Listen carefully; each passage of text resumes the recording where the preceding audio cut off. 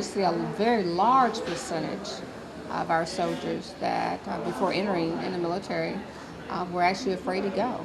And she's not talking about deploying overseas. This is Lieutenant Colonel Yolanda Anthony, an Army Reserve dentist with the 72nd 39th Medical Support Unit out of Chattanooga, Tennessee. She's talking about going to the dentist, something most soldiers and civilians alike dread.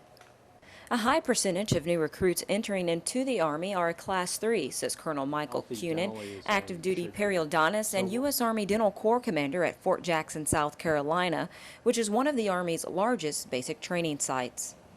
Class 3 means a patient has an urgent dental problem ranging from dental cavities to gingivitis and other gum diseases.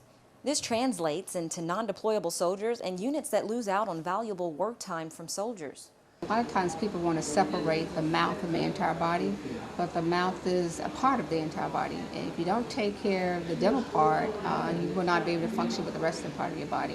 And our soldiers will not be able to function with their duties outside. That's why Lieutenant Colonel Anthony and other dentists and dental assistants from the 72nd 17th Medical Support Unit out of Perrine, Florida, and the 72nd 25th Medical Support Unit out of Greenville, South Carolina, are at Fort Jackson to help root out these dental dilemmas as part of a program called First Term Dental Readiness. Lieutenant Colonel Anthony has been a dentist in the Army Reserve for more than 19 years. She works as a civilian dentist at Correct Care Solutions in Memphis, Tennessee. Her unit is part of the Southeast Medical Area Readiness Support Group headquartered in Nashville, Tennessee. As part of the unit's 2-week mission, they are providing dental support to soldiers at Fort Jackson, a post that graduates more than 12,000 new recruits and students yearly. The mission began July 26.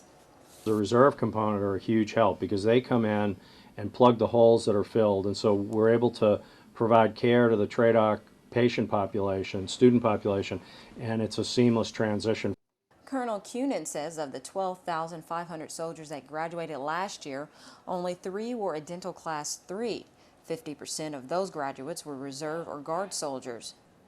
These Army Reserve soldiers say they are glad to be a part of that success and are always ready to fill in any holes. In Fort Jackson, South Carolina, Captain Siberia Taylor, Army Reserve Medical Command.